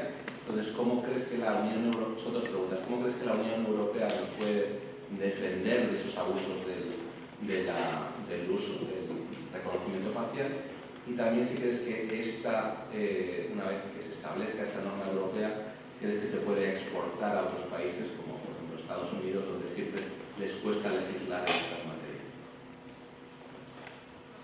Son varias preguntas. Pues ya sabéis que Estados Unidos inventa, China fabrica y Europa regula, ¿no? Entonces, siguiendo también el viejo concepto de que Europa tiene que regular, pues sí que efectivamente ya ha salido publicado. Bueno, no ha salido publicado. Ayer se preguntaba a Miguel Valle, que es un compañero del Cuerpo de Tecnologías que está destinado a Bruselas, precisamente en el Regulatory Framework de inteligencia artificial. Entonces me ha dicho que ya se ha liberado la versión en español del reglamento de inteligencia artificial, que se llama EU AI Act, y ahora mismo está en fase de revisión por parte de juristas y lingüistas. Se prevé que en mayo o así se pueda publicar y ya sea una realidad para luego su aprobación posterior. Voy por partes. Primero, efectivamente esto es una realidad. Hay países, por ejemplo en China, hay una ciudad, Shenzhen, es la ciudad del mundo que tiene más cámaras en la ciudad, donde se está grabando a todos los ciudadanos que van paseando por sus calles, ¿no? Nos lo comentaba el otro día un profesor del IES, hasta el punto de que cuando llegó la pandemia y las personas se pusieron una mascarilla, se les cayó el chiringuito, porque claro, ya no podían reconocer a las personas, y han modificado su algoritmo y ahora solamente con la frente son capaces de reconocer a las personas, con lo cual tienen todos los movimientos de todos los ciudadanos que pasean por sus calles. Claro, esto desde la perspectiva de la Unión Europea, que siempre hemos tenido una perspectiva de protección de los ciudadanos, pues no encaja, ¿no? Yo creo que la dicotomía entre la regulación americana y la española, o la visión, siempre, para mí el ejemplo bueno fue cuando nació Internet, ¿no? Estados Unidos hablaba de comercio electrónico y nosotros hablábamos de sociedad de la información. Y eso marca muy mucho lo que queremos regular cada uno. Entonces, este reglamento no va a solucionar todo. Entonces, os voy a decir lo que sí que incluye. Y para mí lo más importante es lo que yo creo que no incluye y que tendremos que regular posteriormente. Y efectivamente la idea luego será exportarlo, aunque se exportará de diferentes maneras, porque Asia y Estados Unidos, el enfoque que tienen de normativa de todo siempre ha sido diferente. Entonces, el enfoque del reglamento es, nosotros no vamos a regular los algoritmos, la tecnología, o sea, nadie va a tener que publicar su algoritmo, que es su propiedad intelectual, su negocio, su servicio, ¿no? su valor diferencial o su seguridad nacional. Pero lo que sí que vamos a regular es el uso de esos servicios de tecnología, de esos servicios de inteligencia artificial. Y para eso lo que hace es definir 4 niveles de riesgos, y yo os pongo un ejemplo. O sea, si yo utilizo un algoritmo de inteligencia artificial para decidir si las persianas tienen que estar más altas o más bajas, pues bueno, tiene un impacto aquí, que puede estar, a veces podrá estar mejor o peor, pero tiene el impacto que tiene. Ahora, si yo regulo, o si yo utilizo un algoritmo para decidir que un dron lo mando a una guerra y decida en vuelo, pues después de una visión, dónde tiene que soltar la bomba y cuál es el objetivo contra el que disparar, pues con el impacto, estamos de acuerdo todos en que las persianas tienen un impacto riesgo bajo y el impacto del uso de ese algoritmo, el riesgo del uso del algoritmo del dron, tiene un impacto alto. Obviamente, entre el bajo y el alto, pues habrá una escala de grises, como todo en la vida, que no hay nada que sea blanco o negro.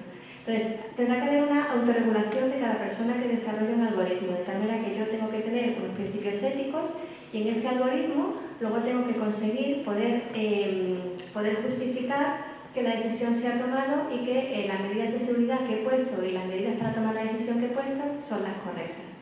Eso es lo que el otro día hablábamos también de explicabilidad de los algoritmos, en el sentido de que cuando la administración pública ponga, por ejemplo, un algoritmo, tiene que poder explicar cómo ha llegado a esa decisión.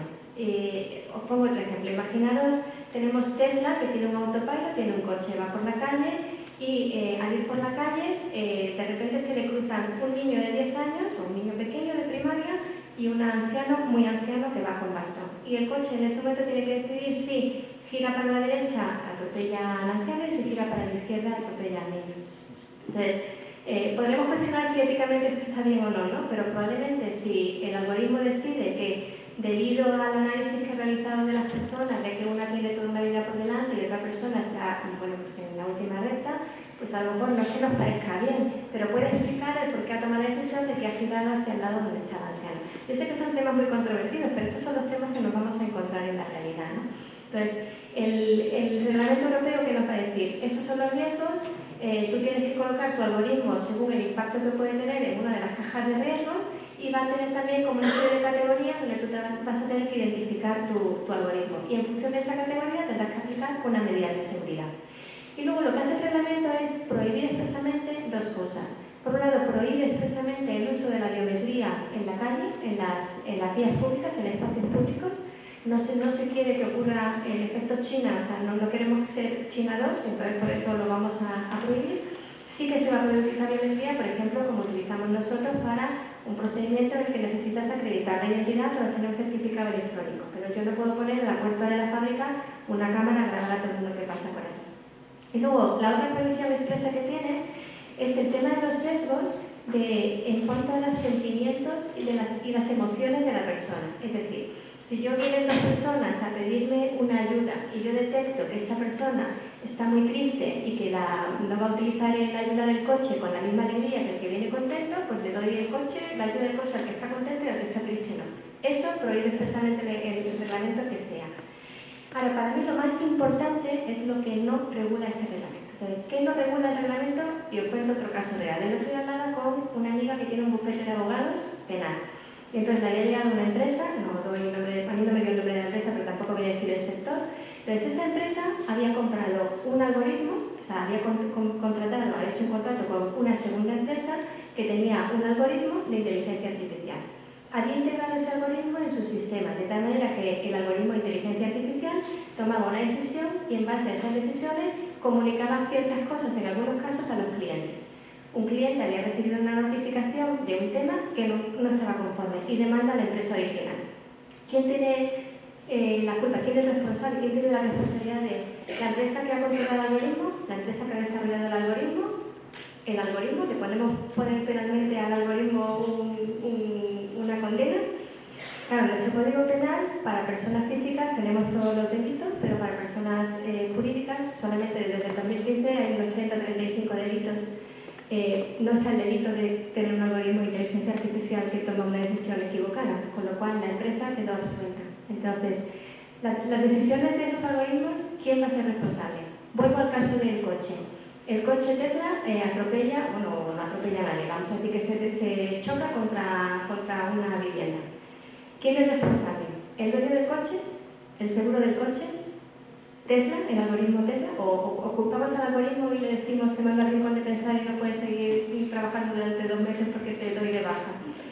Todo eso vamos a tener que decidirlo, ¿no? Y esas son las implicaciones penales o civiles que vamos a tener que hablar, porque se van a ir integrando en nuestro día a día. Entonces, para mí lo más importante, ya os digo, no es tanto lo que está regulando el reglamento, que está marcando un marco conceptual ético en el que todos debemos movernos para, de alguna manera, controlar el impacto que puede tener este uso de la inteligencia artificial en los ciudadanos de Europa, pero desde luego no está regulando los efectos del uso malicioso, del uso indebido de las decisiones que toman esos algoritmos. Creo que he contestado todas, ¿no? Y Carles, esto más que una pregunta es una oferta de trabajo. Me puedo meter en un lío porque no está mi jefe, entonces está solo sometido a ver. Pero si tú el año que viene tuvieras que dar aquí un curso en la Escuela Diplomática sobre negociación ayudada con inteligencia artificial, ¿cómo lo organizarías? Sé que es darte poco tiempo para organizar un curso. Bueno, de hecho yo doy un curso de negociación en un máster en París, ¿no? Ahí, bueno, la negociación normalmente ha seguido, yo tengo una aproximación un poco diferente de la más tradicional, ¿no? La tradicional se basa mucho en modelos económicos. La inteligencia artificial en muchos aspectos se ha inspirado, bien por la economía o bien por la psicología. Ha influido la manera en que hay otras fuentes de inspiración, como son los modelos de cálculo natural, ¿no? Como las redes neuronales o los algoritmos hormiga, ¿no? Toda una serie de... Pero en este caso concreto de la negociación, que es lo que preocupa al cuerpo diplomático, entiendo yo, se ha optado mayoritariamente por un modelo económico. Por lo tanto, un curso de negociación debería tener en cuenta estos aspectos economicistas, yo pienso que hay que incluirlos, pero también hay que dar otra pincelada que sería el manejo de la información. Esto es algo que no se ha tenido tanto en cuenta en inteligencia artificial. Mucha gente, muchos banqueros o de esto de Israel lo decía, ¿no? Decía que en Israel era el primer ministro que estuvo con la reina Victoria durante, yo qué sé, creo que cientos años, ¿no? Y él decía, el hombre de más éxito no es el que tiene más poder, sino el que tiene más información. Que la información era el secreto. De hecho, Rothschild, en el siglo XIX, también tenía todo un mecanismo de palomas mensajeras en Europa. Entonces, cuando ocurría un evento, mandaban una paloma mensajera a Londres. Entonces, él cogía el papelito, entonces se iba a la bolsa, ¿no? Entonces, cuando llegaba el señor Rothschild, estaba todo el mundo pendiente de él, porque todo el mundo sabía que él sabía. Entonces, ¿qué hacía Rothschild? Vendía, compraba, y la gente imitaba un poco lo que él hacía. Hasta que un día, los usos maleficiosos, digamos, un día llega Rothschild a la bolsa y empieza a vender todo. Provoca un pánico. Es decir, todo el mundo dice, ha pasado un desastre en Europa, del que no sabemos nada aún, pero Rothschild está vendiendo todas las acciones, provoca un pánico, todo el mundo vende, cae la bolsa en picado, y cuando la bolsa está abajo de todo, Rothschild lo compra todo.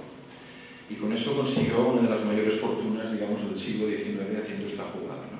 Por tanto, la información es clave en todos estos procesos de negociación. Por tanto, yo en un curso de negociación automática hablaría de los modelos utilitaristas basados en teoría de juegos, pero incluiría toda una parte en cómo gestionar la información, porque la información es un elemento clave, ¿no?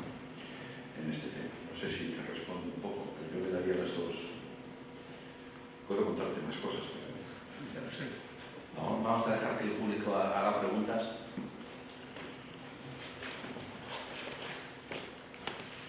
Aquí en la segunda fila.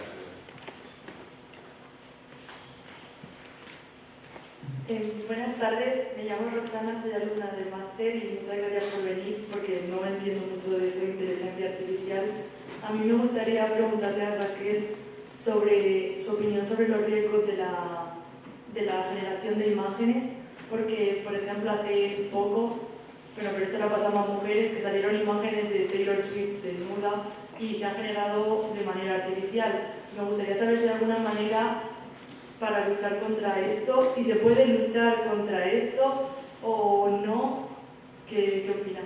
Muchas gracias. Gracias, Rosana. Pues es una pregunta del millón y de hecho es el tema del día, porque le ha pasado a Kate Middleton con la foto que ha publicado. Yo estoy enganchadísima con lo que está pasando en la comunidad británica, porque no me puedo creer que les pase algo así a ellos. En las redes sociales la gente decía, esto está generado por inteligencia artificial, aparte de photoshopeado al límite, ¿no? A ver, se pueden hacer dos cosas. Os cuento trucos para que cuando os den una imagen a vosotros podáis detectar o intentar jugar a adivinanza, a ver si sabéis adivinar si es generada por inteligencia artificial o no. Hay tres cosas en las que hay que fijarse. Esto hay una cuenta en Twitter, de hecho, que siempre pone cada día 4 fotos y te dice cuál es la que está generada, cuál es la que no, ¿no? O sea, que es como hay un juego y hay gente muy picada con este tema a ver si la veis. Pero hay tres cosas que hacen mal la generación de imágenes, de momento. Esto va a cambiar, pero de momento. La primera es el fondo. Muchas veces es una imagen de inteligencia artificial. No sé si podemos poner mi presentación, porque así vais a detectar vosotros alguna de las que yo quiero decir ahora. Si puedes, Adrián, ponérmela, fenomenal. La primera es el fondo. A veces las fotos que le dan de inteligencia artificial, el fondo o está borroso o no encaja exactamente. O sea, no encaja con la persona que tienes delante. Eso es algo que tú intuitivamente a nivel humano vas a ser capaz de ver como que no está encajado del todo. La segunda cosa que hace mal, y esta es la que es más cantosa siempre, son las manos. Cuando alguien generalmente tiene una mano más grande que la otra, o le falta un dedo, o está con una posición rara, o sea, así, o tienes un dedo menos, o una mano muy larga, o una mano en una posición que normalmente no pondríamos. No sé si tenemos... Espera, voy a poner para... Porque aquí hay alguna, de hecho estaba puesta un poco adrede, aunque se vean en pequeñito. Si os fijáis, mira, vamos a jugar los barquitos, ¿vale? En la tercera fila, segunda columna, os fijáis la chica que está con gafas, una chica o chico con gafas, os fijáis el fondo que tiene, lo que tiene a la derecha, que tiene como una mano ahí, que no es, en realidad, eso, ahora si os fijáis seguramente veréis que eso se nota que no es una foto normal, que es una foto que está hecha está pintada, ¿no? Está sacado así, ¿no? Fijaros en la que está debajo, la que tiene cosas rojas en el pelo. ¿Veis a la izquierda de la cabeza que tiene también una cosa rara ahí en el fondo? Claro, si yo te pongo al principio esta imagen, tú te fijas en la cara, pero luego si quieres analizar si la foto está hecha con inteligencia artificial o no, tienes que ir al fondo. Y yo os digo, bueno, se ve la persona de cuerpo entero, las manos y después los pies. El otro día, por ejemplo, la foto esta de Kate Middleton con la familia, pues la niña tenía un zapato con un tacón y el otro sin tacón, porque a veces no se generan de todo estas imágenes, ¿no? Eso a nivel curiosidad cuando te pongas una foto por delante a alguien. A nivel corporativo, o sea, estamos en nuestros trabajos, ¿cómo podemos detectar? Hay herramientas que están ya en el mercado que permiten, o sea, tú le das una inteligencia artificial y la herramienta te dice si la foto está generada con inteligencia artificial o no. Pero esto es como poner el lobo a cuidar de las gallinas, porque lo que pasa, esa herramienta está generada con inteligencia artificial también, con lo cual yo tampoco sé si me fiaría mucho. Entonces, la realidad, esto ocurre, no es nada nuevo lo que estamos viviendo. O sea, cuando salió el Rincón del Vago, tú eres probablemente joven, pero cuando yo era más pequeña y salió el Rincón del Vago, los profesores decían, es que no voy a saber si el trabajo que me ha presentado el alumno lo ha hecho una copia del Rincón del Vago o lo ha hecho él. Entonces, ocurre lo mismo aquí, ¿no? Vamos a ver muchas ocasiones en las que no vamos a poder distinguir si una foto está hecha con inteligencia artificial o no. Yo el otro día aluciné, no lo he traído aquí porque era un vídeo que ocupaba mucho, pero salió un vídeo de Audrey Hepburn generado por inteligencia artificial en la que Audrey Hepburn cantaba una canción moderna. Y tú veías el vídeo de Audrey Hepburn cantando esa canción, que obviamente no estaba en su época, y es que era Audrey Hepburn cantando. Entonces, porque sabes que es Audrey Hepburn y porque sabes que es esa canción y porque sabes que no casa el tiempo de una cosa con la otra. Pero si no, probablemente es muy difícil distinguir cuándo es real de cuándo no es real. Entonces, es una de las amenazas que tenemos, es una realidad con la que vamos a vivir, ¿no? Ya nada es lo que parece. Y vamos a tener que bueno, de alguna manera aplicar el sentido común en ciertas cosas. Por ejemplo, me contaba también el otro día una comunidad autónoma que está recibiendo ofertas a licitaciones públicas, a contratos públicos, donde la oferta está generada por inteligencia artificial.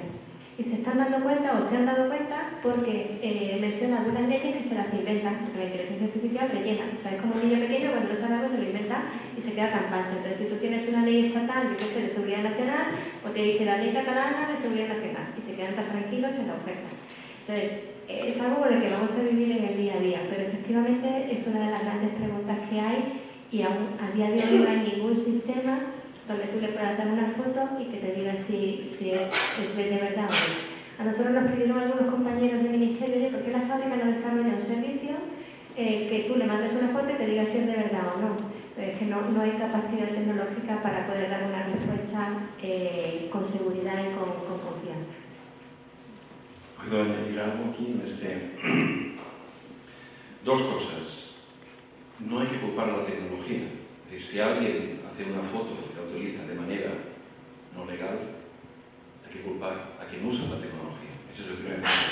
Porque decimos, lo ha generado la inteligencia artificial. No, lo ha generado alguien que utiliza la inteligencia artificial. Por tanto, aquí rápidamente estamos otorgando intencionalidad a una tecnología. Y esto no tiene ningún sentido. Por lo tanto, lo primero es tener esto muy presente, que si alguien comete un delito de suplantación o lo que sea, hay que perseguir a esa persona y no a la tecnología. Segundo punto, como decía Raquel, obviamente no vamos a conseguir en esta batalla de yo hago un sistema mejor, tú haces un sistema mejor, llegar a ninguna parte. Por tanto, lo que el mundo académico sugiere, exige que se haga es lo siguiente. Hasta ahora, esto es un desfase entre el proceso legislativo, la ley de inteligencia artificial que se aprobó en junio del año pasado en el Parlamento Europeo. Esa ley pues lleva un proceso de 4 años. Entonces, cuando se empezó con la ley, ChatGPT no existía, la ley generativa no existía. Se adaptaron los artículos prisa y corriendo en marzo, abril, mayo del año pasado, ¿no? Vale. ¿Qué dice la ley europea? Que cualquier sistema de inteligencia artificial tiene que decirle y dejar claro a su usuario de que es un sistema de inteligencia artificial. Por lo tanto, cuando yo lo uso, me lo está diciendo. Por lo tanto, yo no me llevo a engaño. Ahora bien, si yo tomo el resultado generado por una inteligencia artificial y lo utilizo con un objetivo, por ejemplo, pasar un examen, hacer un trabajo en la escuela, y yo no digo que lo ha generado la inteligencia artificial, obviamente estoy aquí pues, engañando. Y este problema hay que solucionarlo de raíz. Lo que propone el mundo académico es lo siguiente, porque la tecnología existe. No autorizar a ninguna empresa a liberar un sistema de IA generativa hasta que no tenga, en el momento en que se libere, un sistema gratuito, accesible por todo el mundo, que pueda determinar si lo que se ha generado ha sido generado por una inteligencia artificial.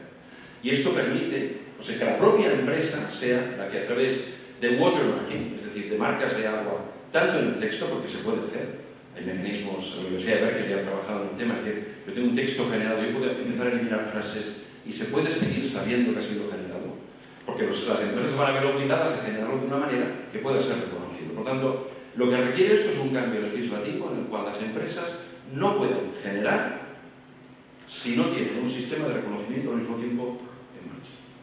Pues esta es la solución definitiva, digamos, porque el arms race, ¿no? Es decir, yo hago un sistema mejor y entonces yo hago un sistema que reconozca mejor, esto no va a ninguna parte. Era esto lo que quería decir. Un poco ligado con eso, el otro día también salía que los dobladores de películas estaban incluyendo en sus contratos una cláusula que decía que prohibía a la empresa que utilizara sus voces de doblaje para doblar terceras películas, porque se les acaba el trabajo. Entonces esto, cada día, como decíamos, tenemos una novedad, ¿no? Esto es otro tema, va abriendo temas, la culpa es de Raquel. El tema del copyright, ¿no? Aquí hay un pifostio con el tema del copyright, porque claro, dicen, ahora pues yo qué sé, los que tienen libros, o los que ahora todo el mundo quiere denunciar, ¿no? A OpenAI. De hecho hay demandas interpuestas ya contra OpenAI por ese tema. Pero esto seguramente prosperará muy poco. Y os pongo un ejemplo para que reflexionéis. La inteligencia artificial, ¿qué es lo que hace? Resumir, integrar información. Cuando aparece la radio, se les ocurre a la gente de la radio hacer resúmenes de lo que hacían los diarios, lo que decían los diarios. Entonces, por la mañana, pues la radio decía, mira, pues el Washington Post ha dicho esto, el New York Times ha dicho tal, y hacían un resumen. Los diarios denunciaron a las radios, porque dijeron, hostia, esta gente no hace nada, compra el diario, lo resume y tiene el programa hecho. Y yo me he currado la noticia allí para conseguir la información. Perdieron todas las demandas. Y los jueces en Estados Unidos reconocieron el derecho a resumir la información que se hace pública en un diario. Yo dudo mucho que las demandas por copyright acaben teniendo mucho recorrido.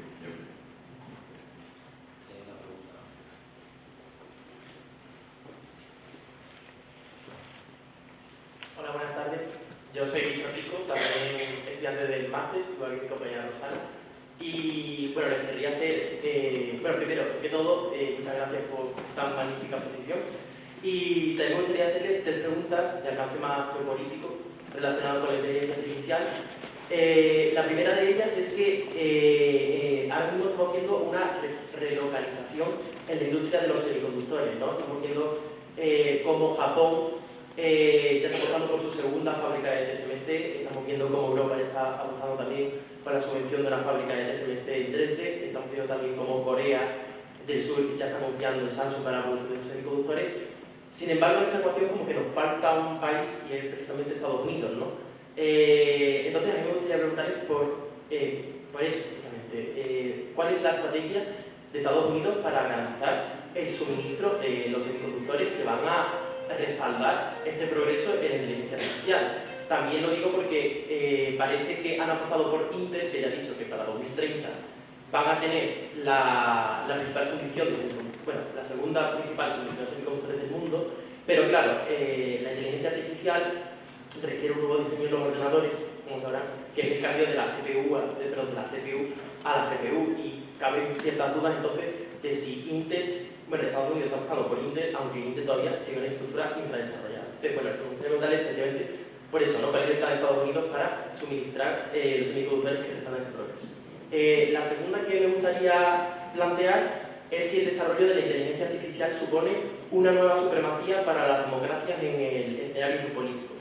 Entiendo que la inteligencia artificial se sustenta en una innovación por parte de la población, Y entiendo que en tanto que los sistemas, bueno, los países occidentales son los que acaparan la mayoría de los sistemas democráticos y en los otros, en los países en vías de desarrollo, se producen sistemas de libertades más limitadas y además muchas veces no tienen los accesos a estos semiconductores, pues cabe plantearse, nosotros que tenemos los medios y la libertad para ejercer nuestro ingenio, se va a producir una diferencia exponencial de nuestras capacidades respecto de las del mundo subdesarrollado. Y también lo digo porque uno de nuestros principales competidores, que es China, no solo adolece de esta represión y falta de libertades, sino también de que existe teoría de que se hagan viejos antes que listos, por así decirlo, ¿no? La pirámide demográfica. Y la tercera que me gustaría preguntarle mucho que Hay que acabar. no vamos a ser capaces de absorber todo lo que hace. Sí, no, lo que le explico. Es que Le damos el tiempo. Ahora, déjale que conteste las dos primeras y hacer la tercera. No sé. Bueno, yo, a ver, yo no soy chip y vos sabes más, ¿no? Yo soy experta en chip, de toda la vida. A ver, Estados Unidos semiconductores Intel ha perdido la carrera de los chips, ¿vale?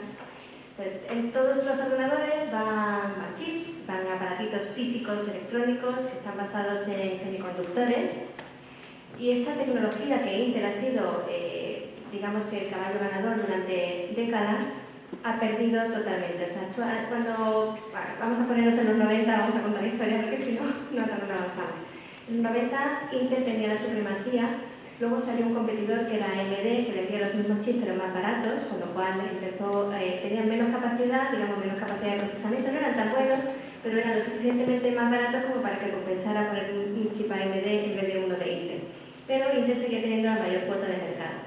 A partir de ahí entran los chinos y empiezan con Nvidia, y a raíz de la adaptación de esos chips para la inteligencia artificial, para ese procesamiento que tienen que realizar ahora, Nvidia se convierte ahora en el principal actor del mercado, seguido por AMD. Intel ha quedado totalmente arrasado, se ha desfogado y no ha conseguido llegar ni va a llegar a la línea de meta.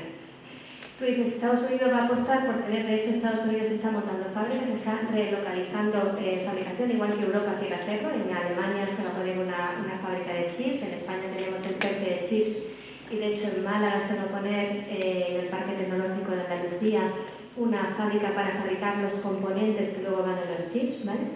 Y para diseñarlo, que como digo no es tan importante es el diseño como luego la capacidad de fabricación por esos minúsculos tamaños que ya tienen.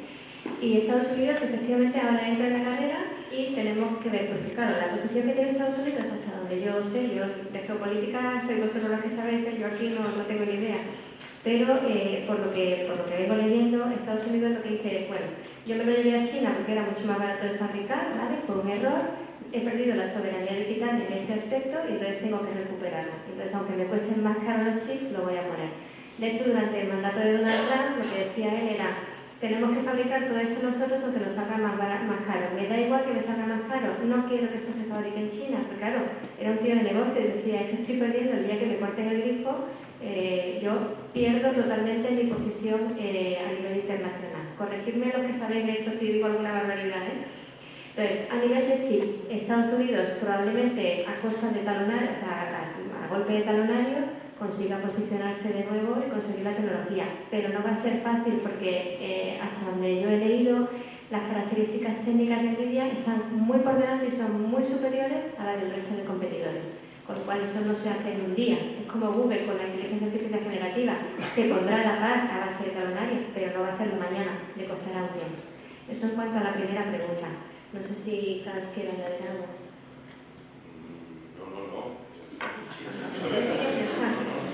El problema que tenemos en España y en Europa es que hay que pagar el talento de esta gente que sabe diseñar chips, ¿no? Entonces, cuando hablan, yo me reía el otro día porque ellos decían, antes hablaba el representante del gobierno británico, ellos liberaron hace 3 años una estrategia nacional de inteligencia artificial. Entonces yo tenía mucho interés en ver qué estaban haciendo ellos, dado que estaban ahora ya fuera de la Unión Europea, pues, y además siempre han sido pioneros en temas de transformación digital y de servicios digitales, siempre han sido ellos y Singapur, para mí son los referentes mundiales en estos temas, ¿no? Y al final el problema que tenía era el mismo que tenemos todos. O sea, su estrategia era, vamos a buscar talento, entonces vamos a convencer a 20 o 30 tíos que son muy buenos en inteligencia artificial y les vamos a convencer de que por menos dinero se vengan a trabajar al gobierno británico. Que está muy bien como estrategia, que es la que sigue el gobierno español. Yo voy a montar una empresa pública y voy a conseguir que la gente se venga a sueldos de empleado público. Pues es que no lo vamos a conseguir, porque cualquier experto en diseño de chips cobra mucho más que cualquier secretario de Estado de la Administración Pública, y esa es la realidad. Entonces, o cambiamos el chip ahí, o no vamos a poder hacer nada. Perdón por el chiste.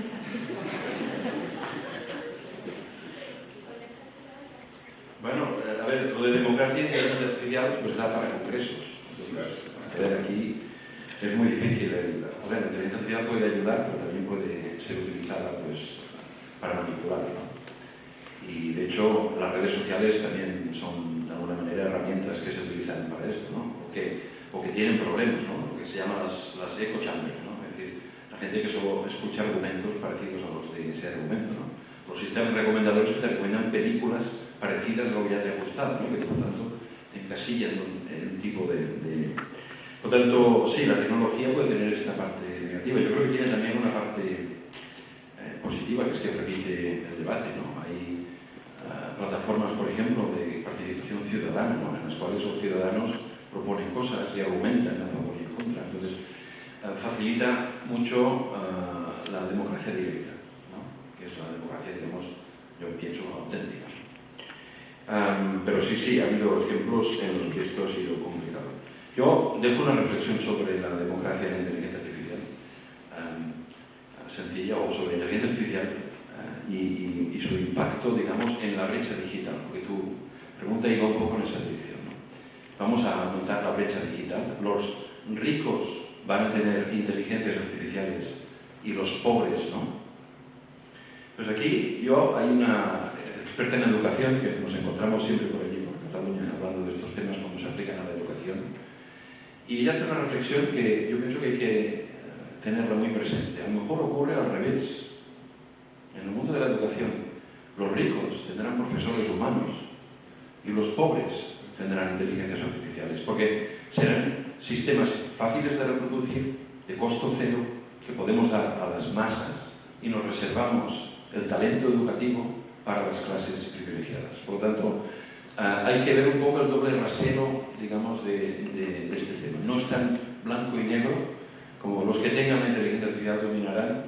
Hay peros ahí detrás, ¿no? Pero digo, democracia e inteligencia artificial podríamos hablar horas. No sé si hay alguna pregunta más. Vamos a hacer 2 preguntas más para ya concluir a y media. ¿Alguna pregunta? Sí. Hola, buenas tardes. Muchas gracias por la presentación.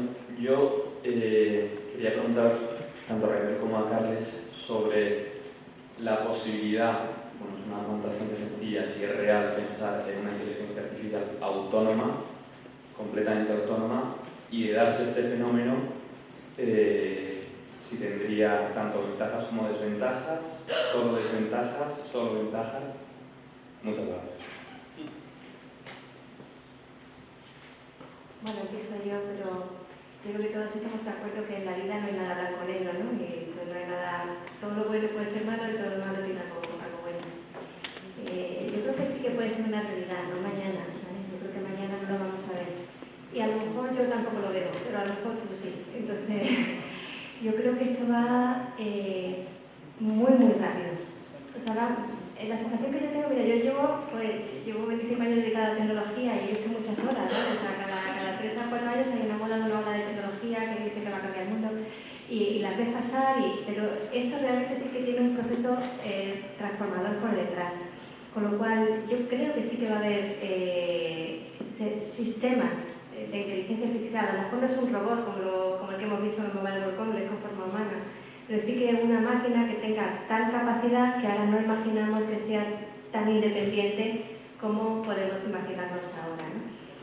Por eso se habla tanto de ética de la inteligencia artificial, de limitar el uso de la inteligencia artificial, porque el miedo, eso que yo ponía como un chascarrillo del coche Tesla que diga, me gusta conducir, que es un poco lo que estamos pensando, ¿no? Montamos un sistema y ¿a dónde puede llegar ese sistema por sí solo?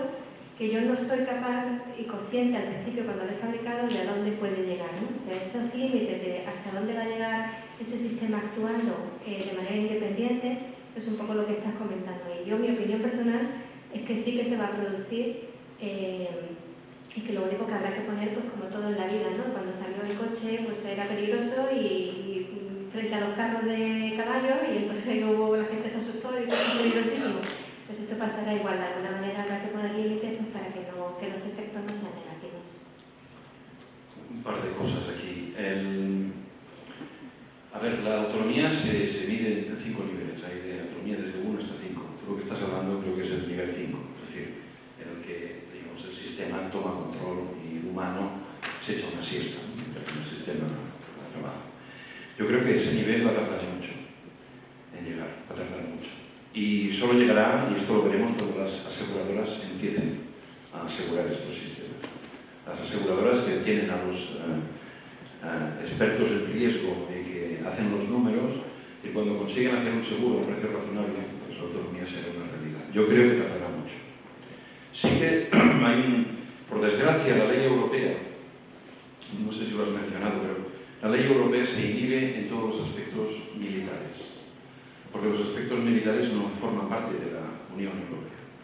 Entonces la ley no legisla.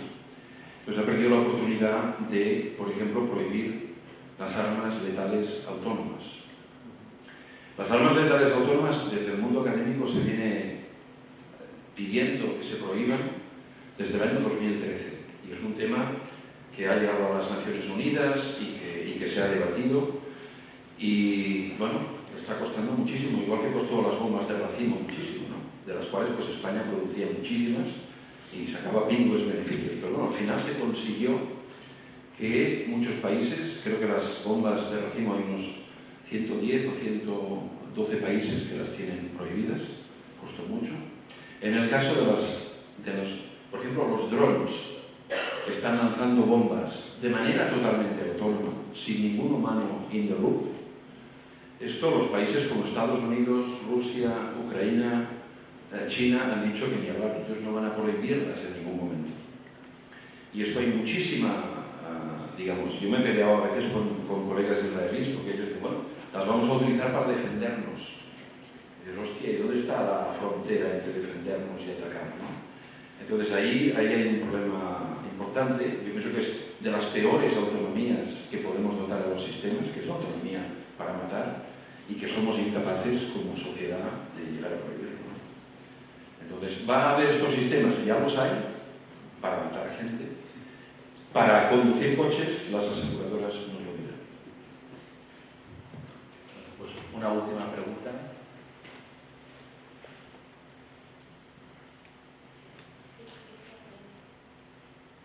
Víctor, perdona que tu tercera pregunta. Simplemente si no hay nadie más, que tampoco quiero alargarte demasiado. De postre, has dado primer plato, segundo plato, postre.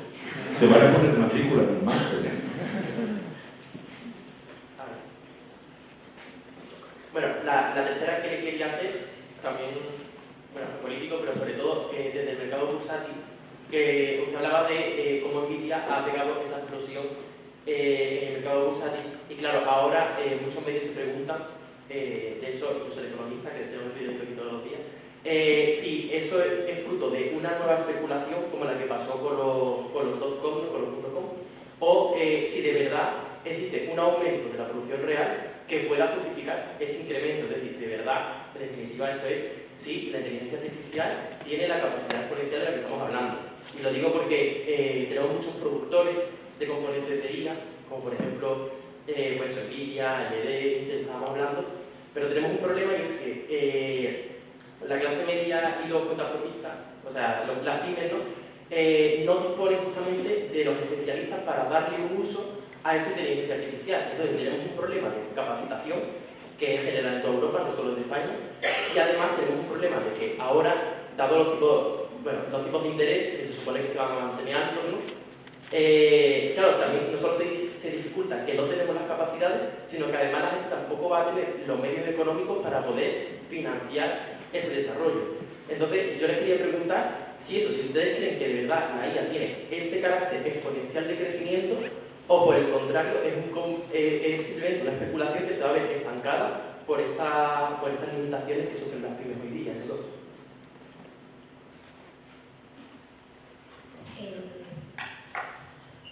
Bueno, yo creo que no es... A ver, yo no soy economista, ¿no? Pero dicho esto, el crecimiento que está teniendo Nvidia tiene un motivo real. El motivo real es que se están demandando más servicios de inteligencia artificial en la nube. Y para proveer estos servicios de inteligencia artificial en la nube pública o en la nube privada, hace falta tener este tipo de chips, porque son considerablemente mejores que el resto de chips del mercado. Entonces, esos son hechos.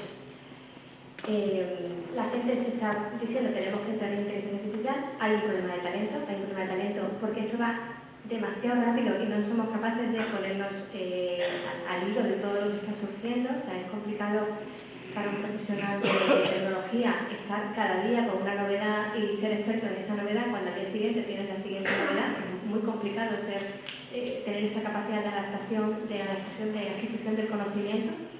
Y de hecho estos perfiles van a dispararse y ya se han disparado el precio, pero se van a disparar aún mucho más. Yo creo que Europa está trabajando por un lado en capacitación, en obtener talentos, en formar a la gente en Europa. De hecho, en España también hay un programa para capacitación y talento. Las compañías, las empresas, las administraciones públicas, de hecho en el INAF hay un proyecto también para capacitación del personal público, y Escrivá, el ministro, también habla expresamente de incorporación de perfiles que tengan talento en inteligencia artificial. O sea, la demanda está ahí, el conocimiento no lo tenemos y se va a adquirir, tardaremos más o menos, pero se va a adquirir en Europa, y la demanda de servicios va a ser exponencial, el uso de los servicios va a ser exponencial y sostenido en el tiempo.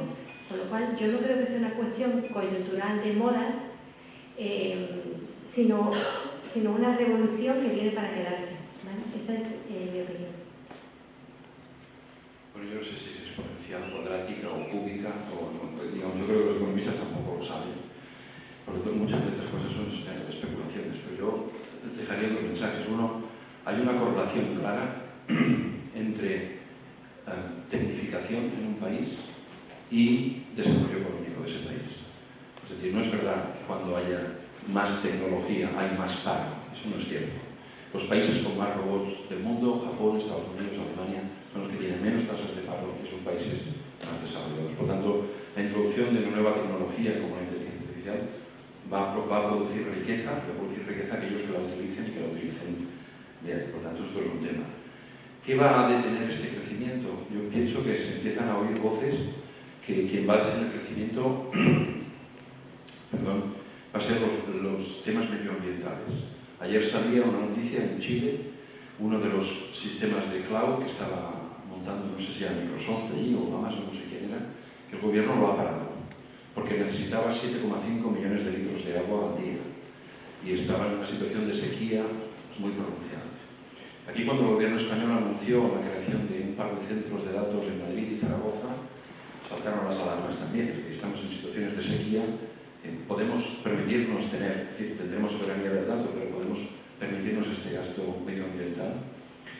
Toda la política, digamos, de algoritmos verdes, ¿no? Es decir, si no conseguimos algoritmos que no consuman tanta energía eléctrica, vamos a tener un problema. En Chile están estudiando refrigeración por aire, pero ahí necesitas muchísima más energía eléctrica. Por tanto, hay una ecuación aquí entre el desarrollo de esta tecnología y el medio ambiente que hay que ver cómo se le da una solución. De momento, las empresas a las que el medio ambiente, con todo mi cariño, les importa 3 pimientos, pues tiran para adelante. Entonces tienen que ser los poderes públicos los que de alguna manera les marquen el terreno para ver qué pueden hacer y qué no. Pero bueno, la capacitación ya lo has comentado, yo pienso que es un tema que sí, tenemos que capacitarnos todos, ¿no? Toda la sociedad en general, igual que ahora todos sabemos conducir un coche y sabemos más o menos cómo funciona el motor de un coche, pues tenemos que saber cómo funciona la inteligencia artificial para que cuando nos denieguen un crédito sepamos que tenemos derechos digitales que les exigen a los del banco darnos una explicación diferente del sistema lo dicho. Por tanto, tenemos que hacernos ciudadanos conocedores de estos derechos digitales, todo el mundo. Bueno, pues muchas gracias y gracias al CSIC, a la fábrica, y voy a pedir un aplauso para Raquel.